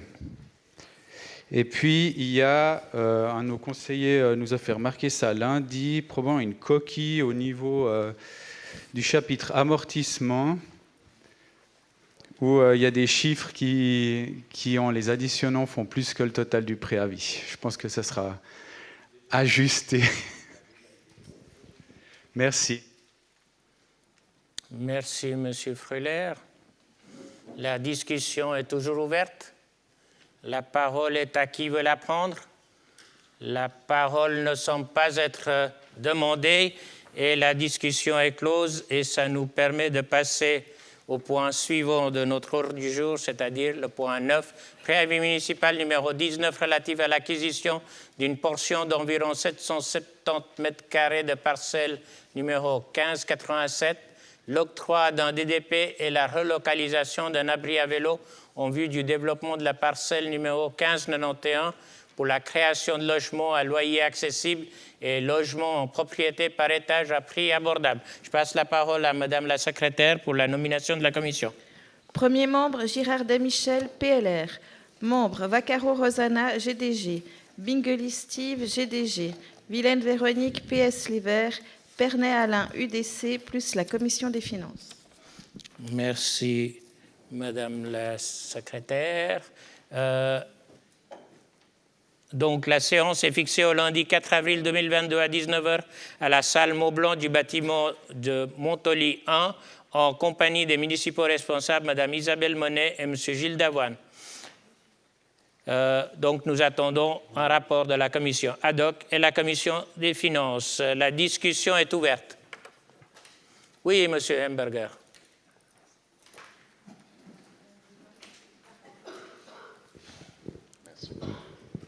Monsieur le Président, Mesdames, Messieurs les conseillères et conseillers, j'aimerais que la commission technique examine le point suivant. Les points 5.2 et 5.3 de ce préavis parlent très brièvement de l'attribution des logements et des PPE. Il me semble qu'il devrait y avoir un règlement précis concernant des conditions pour l'attribution des appartements PPE et en location. Ceci manque dans ce préavis, ce que je trouve dommage. C'est dommage que ce règlement n'était pas joint à ce préavis. Ça aurait peut-être facilité la décision. Merci. Madame Hemberger, Madame Vaccaro. Monsieur le Président, Mesdames et Messieurs les conseillères et conseillers, je rejoins je n'ai pas envie de dire critique, mais la suggestion de mon conseiller voisin. C'est surtout en fait de préciser, comme à la page 10, qu'il y a des critères. Et c'est vrai que c'est un petit peu frustrant de devoir statuer en tant que commissaire si on n'a pas connaissance de ces critères. J'ai aussi un peu de mal à me dire qu'aujourd'hui, en étant une grande ville comme la commune de Gland, on ne puisse pas suivre le modèle de grandes autres communes comme celle de Nyon, qui ont pour habitude de non seulement avoir des conventions, en tout cas le projet, mais aussi le projet d'acte. En tant que conseil communal, on devrait quand même pouvoir statuer avec ne serait-ce qu'un projet d'acte, que ce soit pour la vente que pour le DDP. Ça aussi, ce serait un élément important, notamment pour tout ce qui est retour anticipé des constructions. Qu'est-ce qui se passe? Qui viendrait à payer le retour des constructions? Est-ce que c'est la commune de Gland qui va devoir payer ces constructions? Comment on détermine la valeur de ces constructions? Et je pense que c'est un élément important, d'autant plus que je vous rappelle, quand on a parlé de l'autre préavis pour ce DTP en souterrain, la question du retour anticipé de construction avait été vivement critiquée. Donc je trouverais très intéressant qu'on puisse avoir non seulement le projet de la convention, mais le projet d'acte, si possible aussi avant la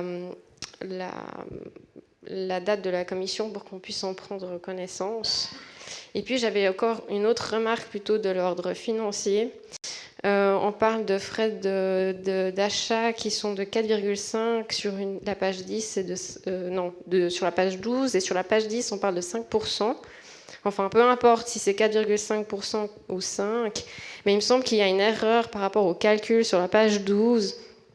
438 750 francs, si on applique un taux de 4,5%, ça m'étonne que ça fasse 4 799 francs. Voilà, merci beaucoup.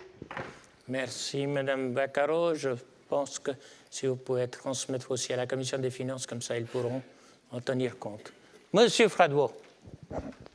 Monsieur le Président, Mesdames et Messieurs, comme me l'oblige l'article 62 bis de notre règlement, je dois me récuser sur ce dossier. Je souhaite que ce soit protocolé, puisque je siège après Viva, l'une des 5 institutions qui investit dans Equitim. Merci. Merci, Monsieur Fradwo. Nous prenons note de votre récusation. La discussion est toujours ouverte? Oui, Monsieur Riesen.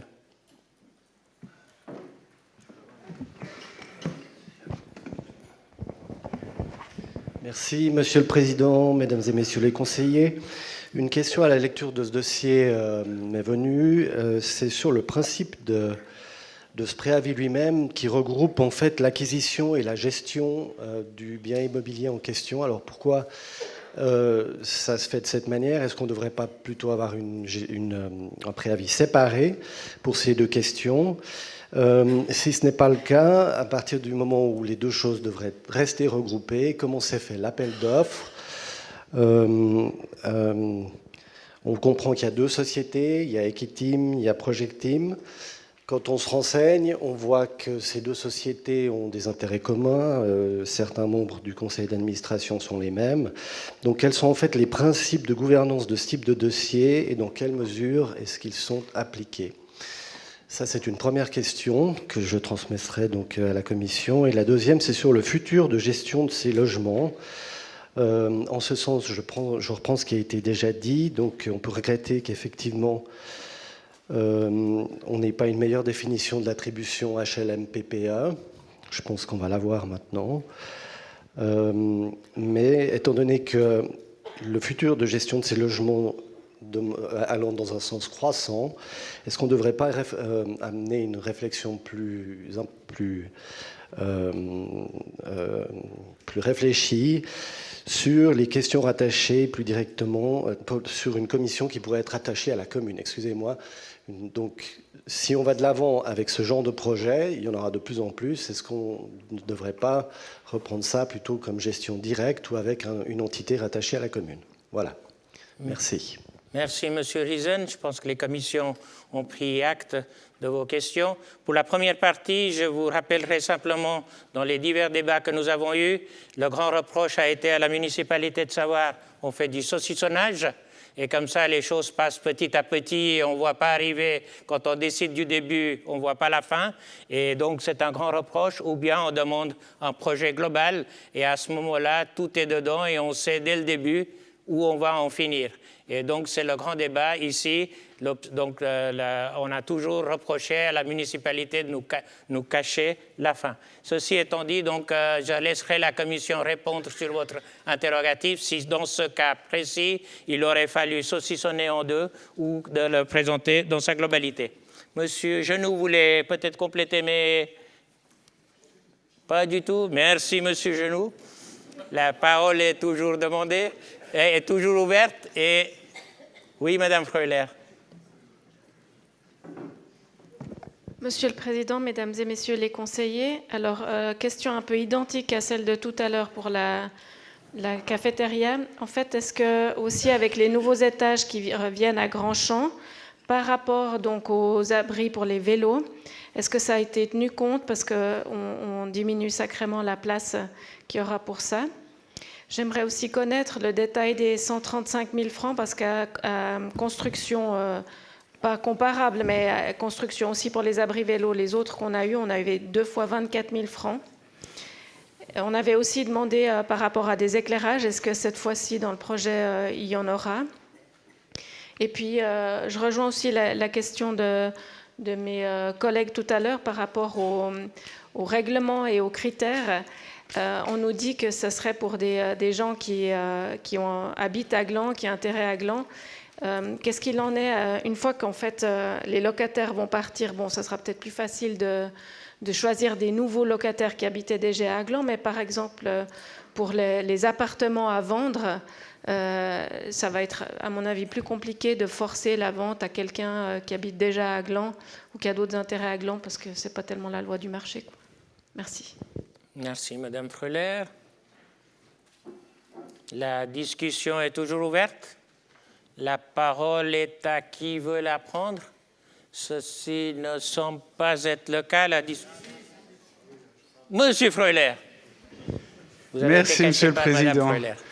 Je vais élever la main avec le carton rouge la prochaine fois, ce sera peut-être plus visible. Moi, j'ai aussi quelques questions par rapport à ce préavis. Pour compléter la remarque de mon épouse à propos des locataires, enfin des propriétaires, est-ce qu'il y aura aussi une notion que les propriétaires sont obligés d'habiter dans leur appartement et qu'ils n'ont pas le droit de le mettre en location? Voilà. Par rapport au choix d'Equitim, est-ce qu'il y a eu une mise en concurrence? Et puis, je m'interroge sur le choix d'une caisse de pension, parce que cette caisse de pension a une obligation de rendement et de rentabilité envers ses assurés. Et comment est-ce qu'elle peut justifier auprès de ceux-ci un rendement moins bon sur une affaire comme celle-là? Est-ce que, donc en parallèle de ça, est-ce que la municipalité s'est posé la question de développer ce projet par elle-même ou bien en étant chef du projet et non pas en déléguant à quelqu'un d'autre? Il me manque aussi dans ce préavis les informations sur l'aménagement de la nouvelle parcelle acquise. Et puis je lis dans le préavis qu'il y a une servitude dont le revêtement devrait être supprimé, développé. Et puis en regardant les images, ce passage aujourd'hui, il est plutôt sur la parcelle qu'on n'a pas acquis. Donc avoir des éclaircissements à ce niveau-là. On lit aussi au niveau environnemental qu'il y a des possibilités, mais est-ce que ce ne serait pas plutôt de la responsabilité de la municipalité d'obliger par exemple le raccordement au chauffage à distance, de maximaliser les installations PV et les toitures végétalisées? Est-ce que c'est qu'une question de vocabulaire? Mais si ce n'est pas le cas, alors dans le cadre de la Cité de l'énergie et d'un projet comme ça, je pense qu'on doit être maximaliste plutôt que minimaliste. Et puis pour finir, est-ce qu'il y a une notion que le constructeur va travailler avec des entreprises locales ou régionales? Et par ailleurs, comme il y a d'autres parcelles qui ont été développées autour, il doit être facile de pouvoir nous informer sur une adéquation du prix d'achat de notre parcelle par rapport au prix de vente des autres parcelles autour. Merci. Merci, Monsieur Freuler. La discussion est toujours ouverte. La parole ne semble pas être demandée. La discussion est close et ça nous permet de passer au nouveau volet de notre conseil communal et dans les autres objets. Nous arrivons au point 10 de l'ordre du jour, c'est-à-dire le postulat de Mme Stella Mota-Larrivé et consort intitulé « Réduire l'abandon des chats et leur impact sur la biodiversité ». Je donne la parole à Mme Larrivé Stéphanie pour le développement de son postulat. Monsieur le Président, Mesdames et Messieurs les conseillères et les conseillers, le présent postulat intitulé « Réduire l'abandon des chats et leur impact sur la biodiversité » demande à la municipalité de créer un outil participatif pour recenser la biodiversité urbaine, organiser le recensement des chats domestiques, semi-domestiques et errants dans la commune de Gland, promouvoir et soutenir des campagnes de stérilisation des chats auprès des associations pour la protection des animaux, préconiser l'identification et le suivi des chats domestiques, semi-domestiques et errants, sensibiliser les propriétaires de chats face à leur impact sur la faune sauvage, la biodiversité et la santé des écosystèmes, et enfin proposer des solutions concrètes, efficaces et acceptables pour organiser une cohabitation en accord avec les enjeux environnementaux actuels. Merci. Merci, Madame Stella Larrivé. Vous avez tous reçu le document complet et que je remercie Madame Larrivé de ne pas l'avoir lu en entier. Donc, vous avez tous reçu et du coup, je vous laisse le consulter individuellement. La discussion est ouverte.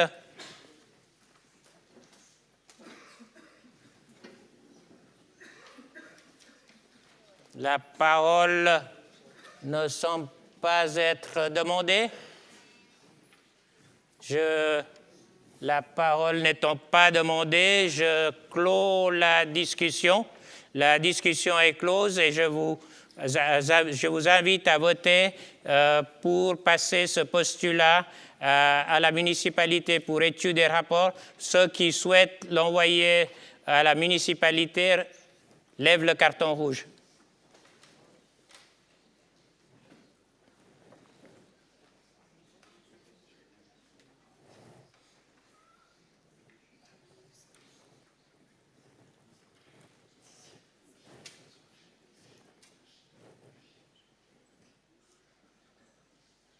Ceux qui refusent.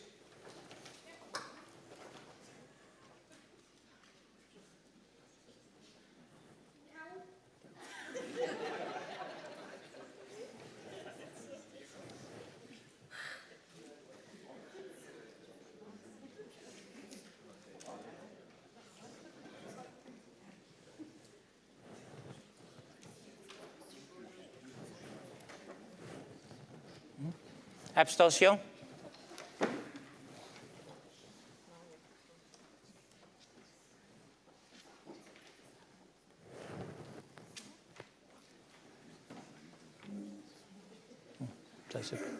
Oui, ça, c'est pas bon.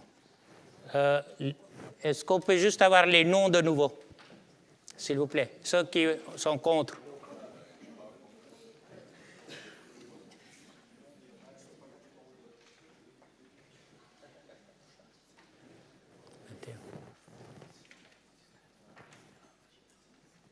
Au total. Oui, c'était ça avant.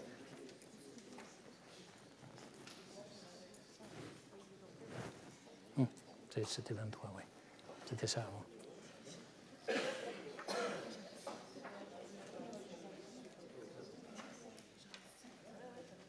47, 5. C'est juste? Hein? Voilà. Il y a 5 personnes qui n'ont pas voté, donc le postulat, il est envoyé à la municipalité pour étude avec 24 oui, 23 non et 8 abstentions signifiées.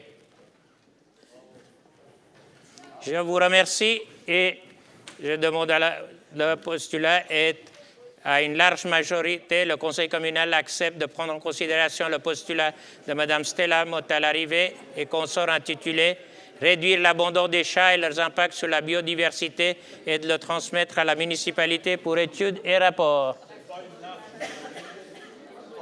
Petite majorité. Je m'excuse.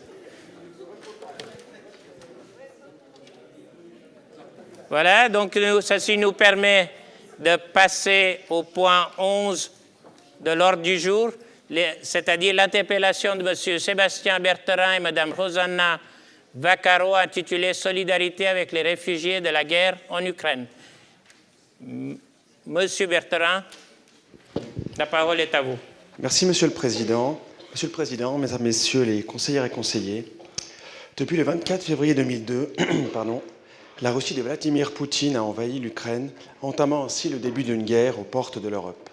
Suite à cette attaque sans précédent depuis la Seconde Guerre mondiale, une partie de la population ukrainienne a commencé à fuir le pays pour se mettre en sécurité.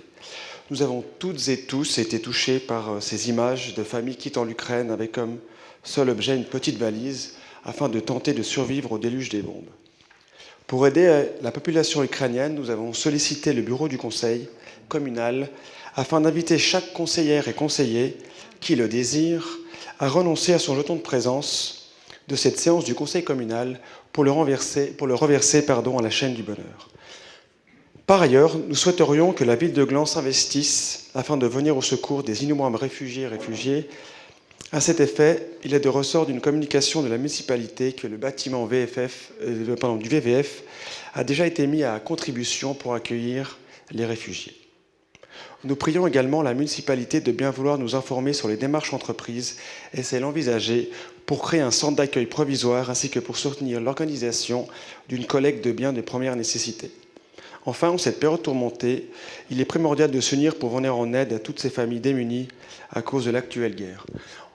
On a remarqué qu'on avait un petit peu le même état d'esprit avec la municipalité. On avait aussi mis au début de notre postulat qu'on a rédigé il y a plusieurs semaines également l'idée que la municipalité fasse un don. Elle l'a déjà fait également. Le centre du VVF a déjà été mis à disposition. Donc finalement, à titre personnel avec Rosanna et moi-même, on est très satisfaits de ça. Et on savait que les réponses à l'interpellation seraient principalement répandues aujourd'hui, à part le choix de chaque conseillère et conseiller de laisser son jeton de présence s'il le souhaite. Merci. Nous avons pris note de la demande de M. Bertherin pour donner son jeton de présence en faveur de l'Ukraine à travers l'association qui a été citée. Cette donation devra être faite nominativement et explicitement. Donc, je vous invite à passer chez Madame la secrétaire pour donner votre nom et votre accord sur cette donation. Je vous remercie. La discussion est ouverte.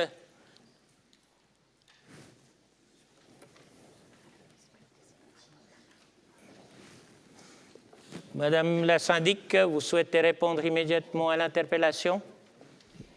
Monsieur le Président, Mesdames et Messieurs les conseillers, je remercie Monsieur Bertherin pour le développement de son interpellation.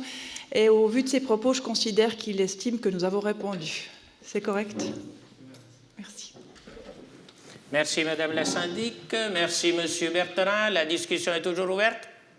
Oui, Monsieur Schilbock. Merci, Monsieur le Président, Mesdames et Messieurs les conseillères et conseillers. J'ai une question. La municipalité, Madame la syndic, est-ce que la ville songe à décorer les bâtiments communaux avec les drapeaux de la République d'Ukraine pour suivre l'exemple d'autres villes de la côte de la Suisse et d'autres pays en Europe? Merci. Madame la syndic. Monsieur le Président, Mesdames et Messieurs les conseillers, merci pour cette question. Il se trouve que nous avons été sollicités d'une manière très spontanée et relativement rapide par une personne glandoise nous invitant à participer à cette action. Cette décision est intervenue hors des séances de municipalité. Il fallait se décider en 2 jours. La municipalité, par circulation email, s'est prononcée en faveur de l'illumination du bâtiment aux couleurs de l'Ukraine. Malheureusement, suite à un petit couac, on va dire, interne à l'administration et à l'organisation municipale, cette illumination n'a pas eu lieu. Mais la volonté était là et il s'agissait d'une soirée. Et on ne sait pas, voilà, ça n'a malheureusement pas pu se faire en temps et en heure voulue, malgré que la volonté était présente. Merci Madame la syndic. La discussion, Monsieur Bertherin. Président, Mesdames et Messieurs les conseillères et conseillers, je voulais savoir s'il était possible de faire l'inverse, c'est-à-dire que les conseillères et conseillers qui ne souhaitent pas remettre leur jeton de présence de ce soir viennent voir Madame la secrétaire et non l'inverse.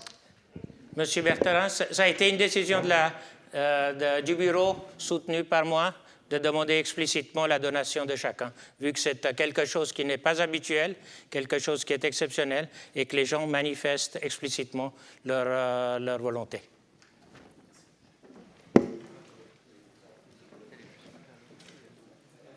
La discussion est toujours ouverte.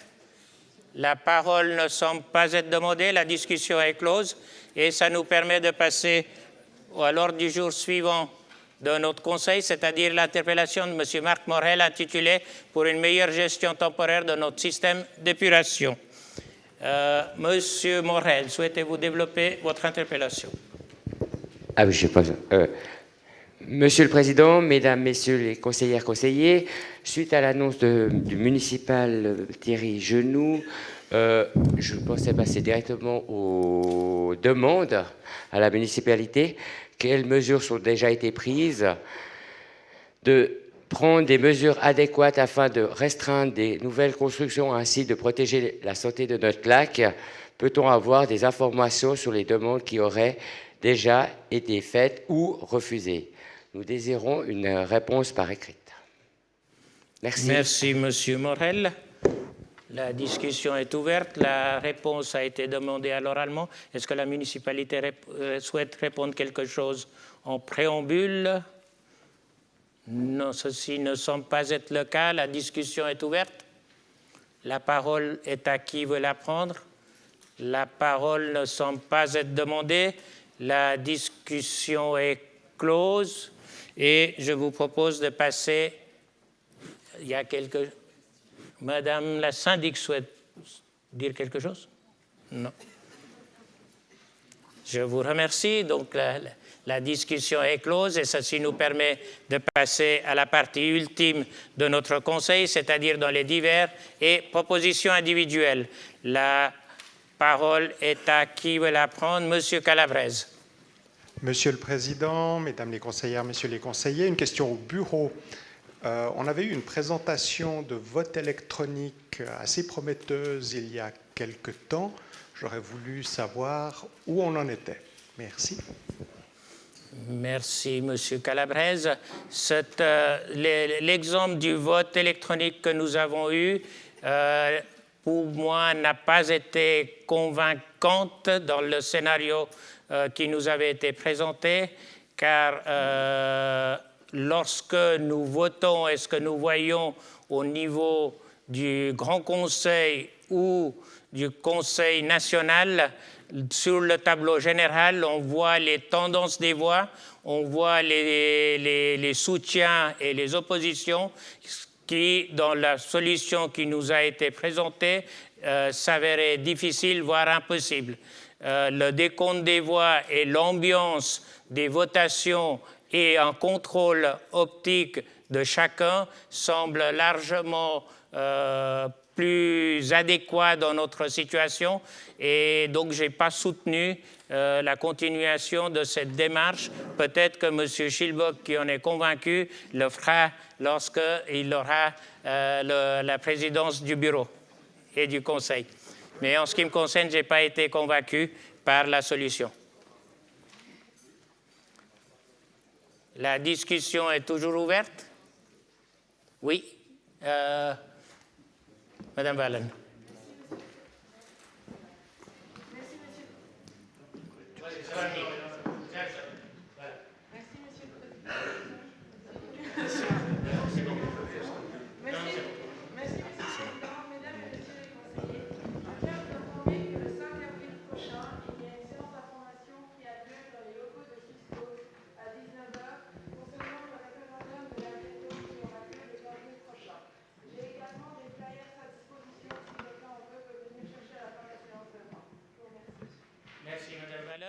Monsieur Mesmer. Monsieur le Président, Mesdames, Messieurs les conseillères et conseillers, Monsieur le Président, vous avez très justement fait mention des dernières élections cantonales, dont je rappelle les chiffres: 28,8% de participation à Gland sur 34,3% à l'échelle cantonale pour désigner nos autorités pour les 5 prochaines années. La situation est pour le moins préoccupante. Dans ce contexte, il serait urgent que nous rappelions à notre population que nous l'invitons à exercer massivement ce droit dès le 10 avril prochain à l'occasion du deuxième tour de l'élection au Conseil d'État. Aussi, j'adresse les questions suivantes à la municipalité. Avec l'espoir d'une réponse immédiate, la municipalité a-t-elle tiré le bilan de cette évolution dramatique du taux de participation? Y est-elle sensible? Et le cas échéant, a-t-elle envisagé un plan d'action en vue des prochaines élections, peut-être même votations, puisqu'il nous reste une quinzaine de jours, enfin, il nous reste peu de temps. En tant qu'ancien député et conseiller communal depuis plus de 20 ans, je constate que l'action des partis politiques qui tentent d'animer les campagnes électorales est de plus en plus difficile. Affichage hyper réglementé, interdiction d'accès à la déchetterie ou entrave à l'interface entre les devants des commerces et l'espace public, tarifs d'insertion dans la presse inaccessible pour les partis vivant essentiellement des cotisations de leurs membres et des dons. Peu d'espace de débat public ou de rencontres avec la population. Est-ce que la municipalité, finalement, n'a pas un rôle à jouer sur le plan démocratique? Voilà. Et y est-elle sensible et aurions-nous la chance d'avoir, si ce n'est une réponse, en tout cas une direction ce soir? Merci par avance pour votre réponse.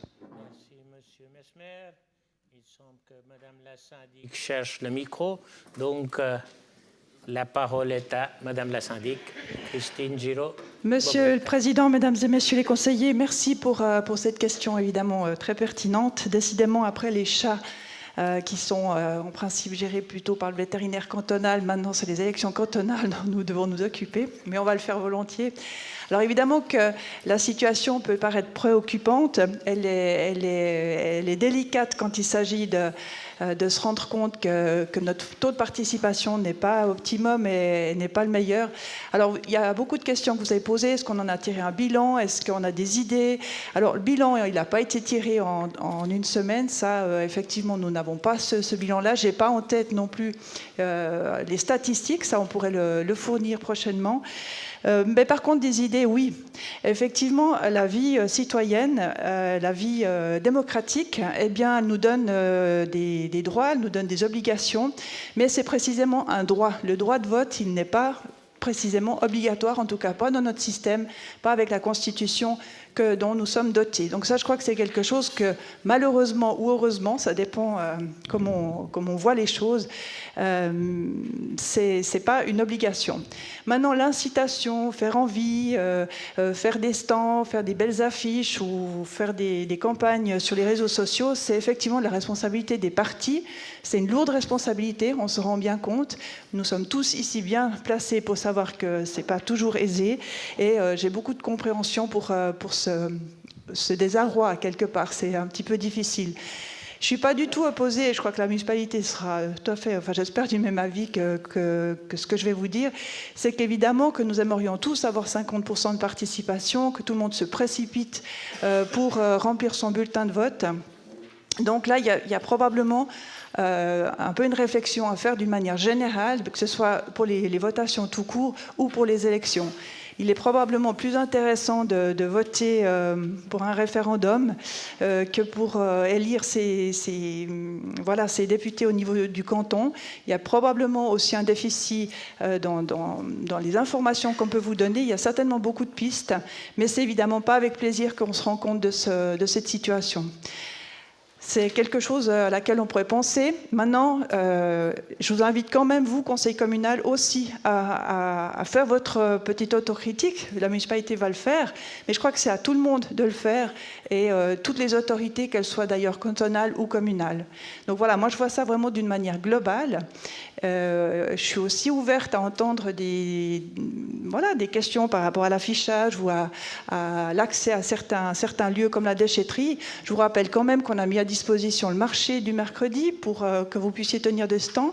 Et je rappelle aussi que n'importe quel parti peut demander l'autorisation d'occuper l'espace public. C'est une autorisation municipale, mais à ma connaissance, elle n'a jamais été refusée à quelconque parti qui a demandé une autorisation de simplement être présent dans la rue le samedi matin ou le mercredi après-midi avec des flyers et de distribuer des informations ou d'aller au-devant du public. Donc ça, c'est une possibilité qui existe, qui est dans le règlement communal, dont je vous invite à user pour les élections prochaines, le 10 avril. Voilà, merci. Merci, Madame la syndic. La discussion est toujours ouverte. Oui, Monsieur Hellstrom.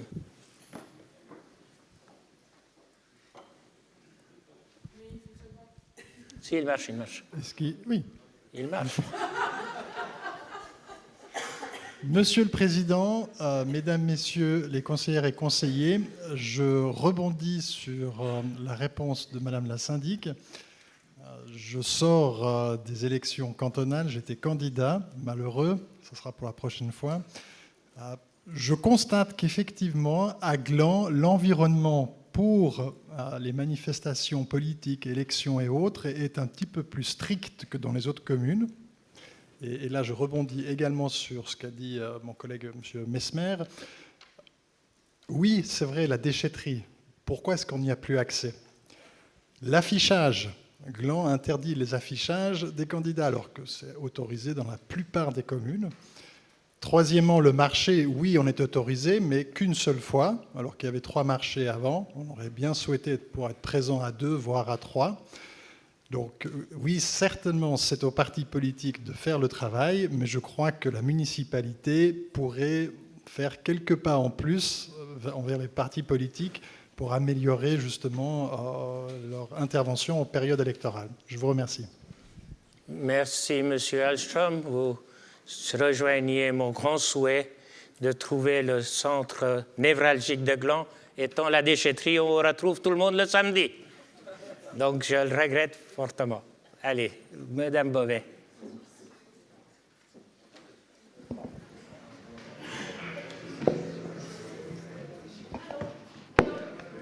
Oui, c'est bon, c'est bon.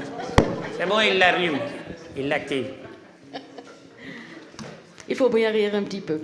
Monsieur le Président, Madame, Messieurs, Dames, Madame la municipale, oh mon Dieu, Madame la syndic, j'aurais juste voulu vous donner un petit indice concernant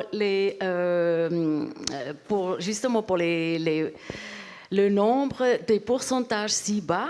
Il y a une commune en Suisse allemande, c'est Schaffhausen. Alors là-bas, effectivement, là, il faut aller. Hein. Et puis si vous n'allez pas, vous avez un jeton à payer. Peut-être prenez contact avec Schaffhausen. Autre chose, un peu pour finir cette assemblée, j'ai une question. Vision réelle, cette année, il y aura lieu, j'ai entendu. Est-ce qu'il y aura une antenne à Gland? Madame Monet, Vision du réel, est-ce que ça a une antenne à Gland cette année? Mais c'est ce que j'ai dit, Oui, Monsieur le Président, Mesdames, Messieurs les conseillers. Il me semble que c'est ce que j'ai annoncé dans mes communications, que Vision du réel aurait lieu à Gland et puis que tous les conseillers seraient invités pour participer à la soirée d'ouverture qui aura lieu le samedi 9 avril avec un apéritif de bienvenue à 18h et puis que vous recevrez tous une invitation. C'est bien la réponse que vous vouliez entendre. Elle voulait juste être sûre de bien prendre note du rendez-vous, de l'apéritif et de la date. Donc, Madame Beauvais a tout noté maintenant et ce sera protocolé 2 fois dans les communications et dans les divers. Mais ça arrivera après l'événement, le PV. La discussion est toujours ouverte. J'avais vu une main qui se levait. Oui, Monsieur Morel. Alors, Monsieur le Président, Mesdames, Messieurs les conseillères, conseillers, une petite question à la municipalité. Quelles mesures avez-vous prises pour enrayer le trafic des puffs, cigarettes électroniques jetables, dans les enceintes des écoles? Serait-il possible d'avoir un point de vue sur cette problématique? Je vous remercie. Merci, Monsieur Morel. Le trafic des puffs, les cigarettes électroniques jetables. Le trafic ou la fumée? Le trafic, qui a beaucoup dans l'enceinte des Tuyères et de Grand Champ. Oui, c'est Madame Weber qui levait la main ou... Voilà. À vous, Madame Weber. Oui, Monsieur le Président, Messieurs, Mesdames les conseillers, vous me trouvez assez perplexe parce que j'ai jamais entendu parler de ça. Je fais régulièrement des séances avec les directeurs de l'école. Il n'y a personne qui nous a parlé de cette problématique. Donc, voilà, je vais me renseigner puis je vous donnerai la réponse la prochaine fois s'il y a vraiment un problème. Merci, Madame Weber. Monsieur Cayano, pardon. Merci pour la réponse. Oui, parce qu'ayant 2 enfants dans ces établissements, tous les jours, ils nous parlent de ce problème. Merci, Monsieur Morel. Merci. Monsieur Cayano. Monsieur le Président, Mesdames et Messieurs les conseillers, oui, en effet, c'est un problème de trafic, on pourrait même dire de trafic, parce qu'il y a eu une émission aussi sur la TSR, où il y a plusieurs écoles qui sont impactées sur cette nouvelle génération.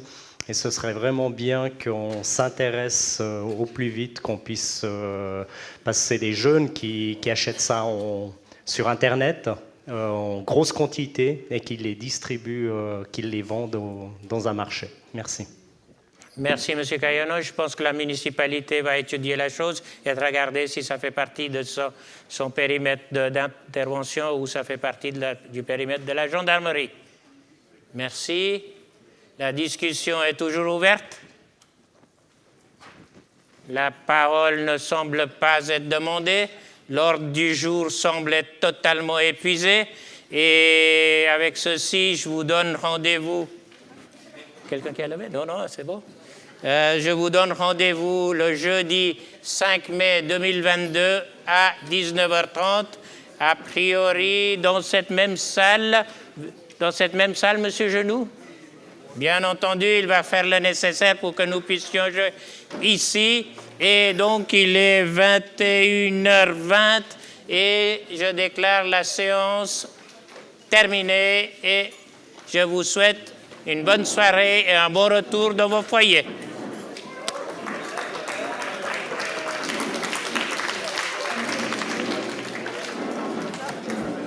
C'est comme ça parce que j'ai mis 21h.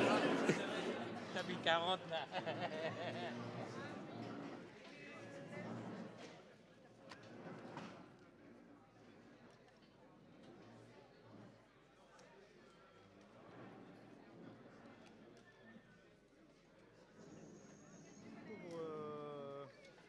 Mes amendements. T'as pas fait? Bah, moi, je pensais que tu allais me donner la parole. Non, tu dois dire.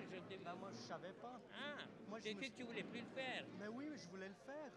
Après, j'ai pas voulu intervenir parce que c'était Non, déjà parce que tu dois me dire, je veux. Mais moi, Parce que moi, j'ai pris note là. Bah oui, mais moi, je pensais qu'entre les deux noms, tu allais vite dire j'ai reçu alors 3 moi- amendements de monsieur et puis. Voilà, alors, ouais. Alors, je suis désolé. Ben, Bon, elle a dit qu'elle va les faire. Oui, mais c'est bon. Ok, non, Alors, parce que tu as pris la parole 2 fois, j'ai cru que tu avais décidé de ne pas le faire par rapport à les communications. Non, alors pas du tout. Tu dois parce que- confirmer. Ouais, parce que moi, je Alors, si quand c'est dans les j'ai pas rapports, voulu oui, c'est d'autres. mettre en porte-à-faux ou quoi que ce soit. J'ai dit bon, tant pis.